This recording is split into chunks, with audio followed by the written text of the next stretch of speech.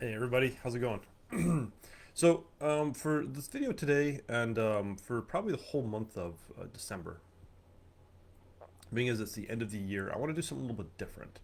If you go back and watch, like I usually talk about an attitude each week, um, but what I want to do, because it is the end of the year, and um, people start thinking, they start reminiscing. Always at the end of the year, you always start to reminisce about like what happened. You also start to kind of think about what's to come, and some people get a little scared because they're like, well, I didn't do enough this year. And so, what's next year going to look like? They start setting goals. There's always New Year's resolutions, and we know how those go.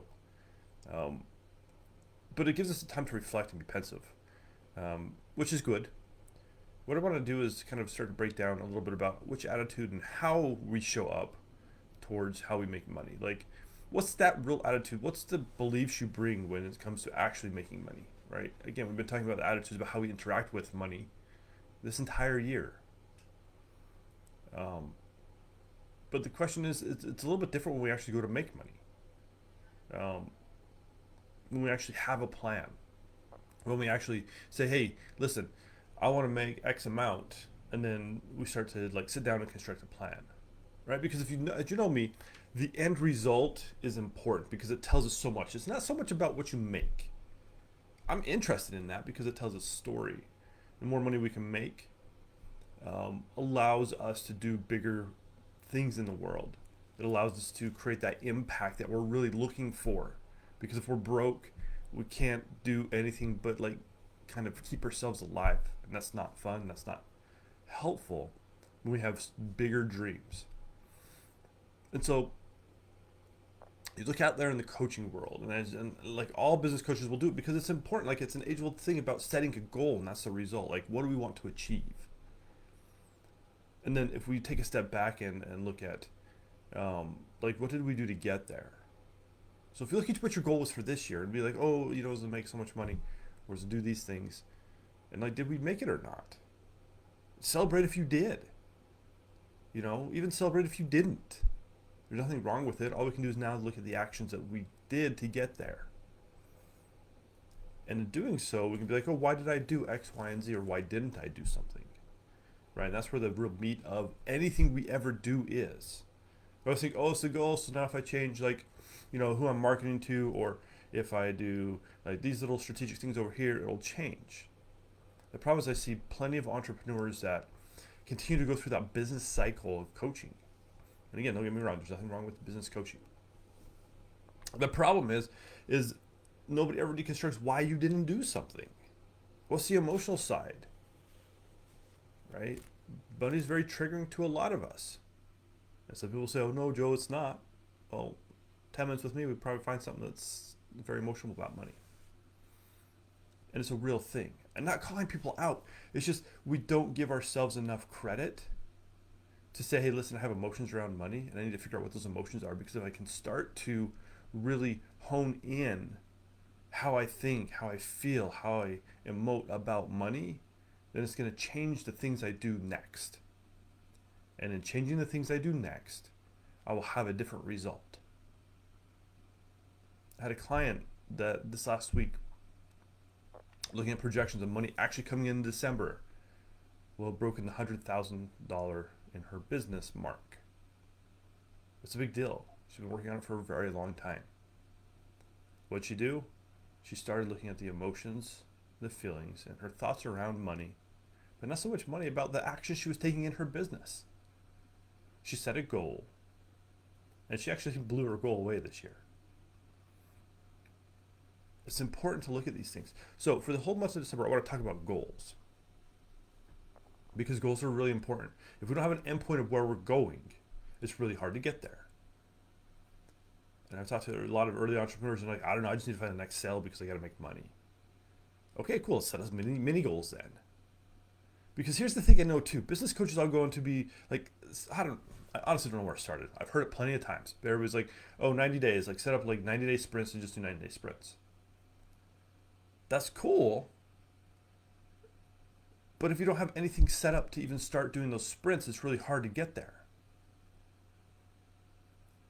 Now, in the work I do with people, when it comes to money, it's very interesting because the 90-day cadence kind of sticks, right? So I'm not going to say, their method's bad. But what I know is if you're already kind of moving, we can actually make more progress in 6 weeks than in 90 days. And every time I have my clients set a 6-week goal, they kind of freak out. Because 6 weeks seems so like in your face. But here's what I know. If we can shine a light on it faster, if we can shine a light on what's preventing us from actually hitting those goals,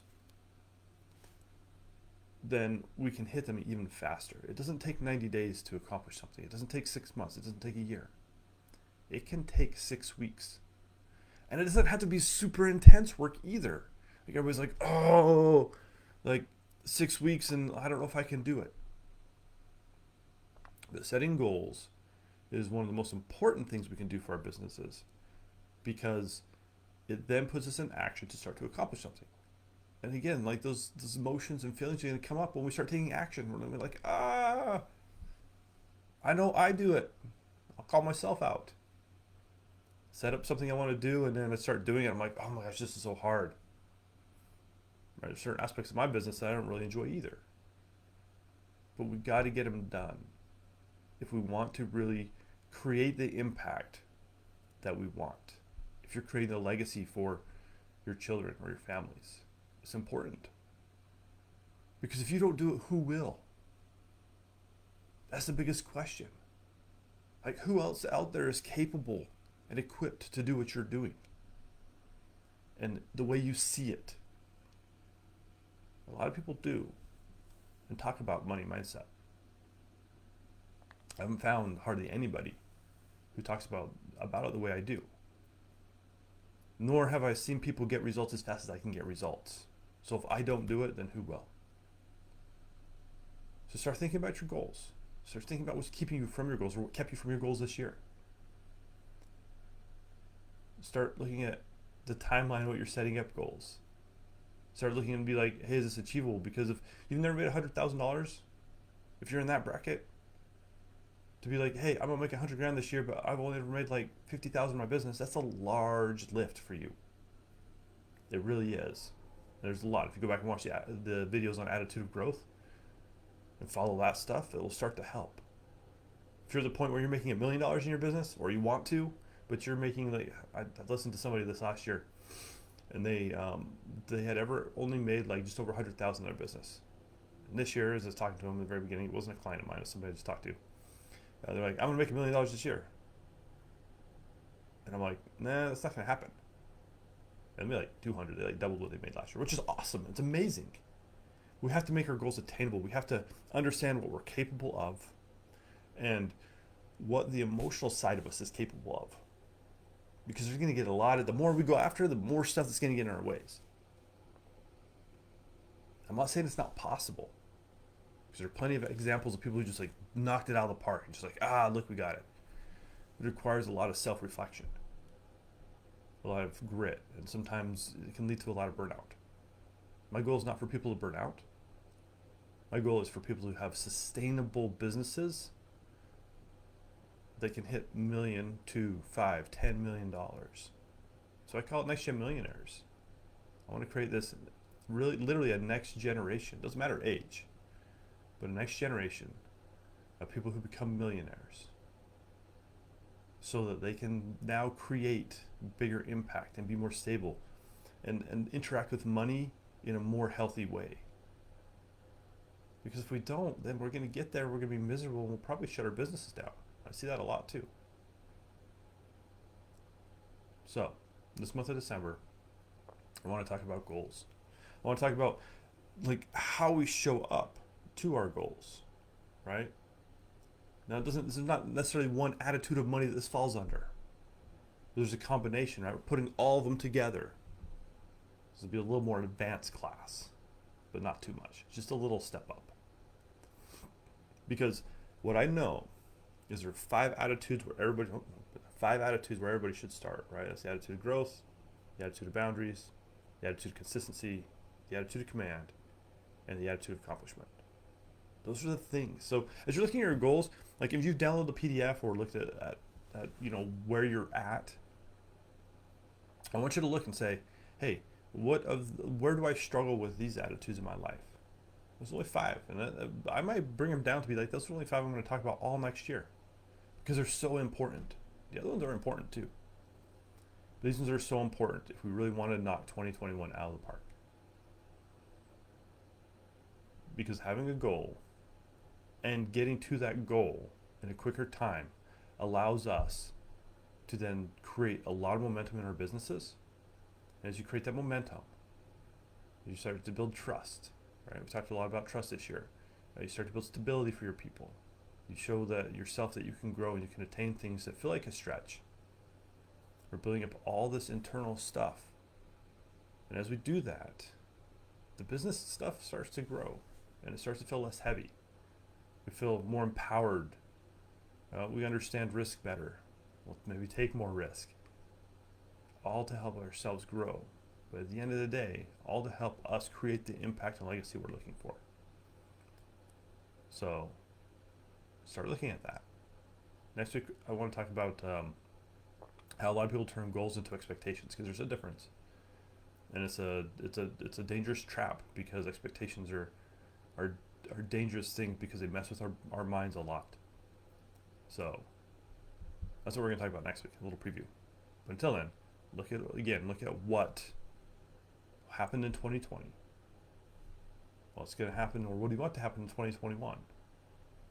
And let's start figuring out what actions, right, need to be different. Because really underneath that is, it'll start to drum up the emotions that are the bigger problem. If we're aware of those, then we can start to change. As we change, our world around us will start to change. We can make that bigger impact and legacy in our personal lives and in the communities around us. So, have a great week. We'll chat with you next week. See ya.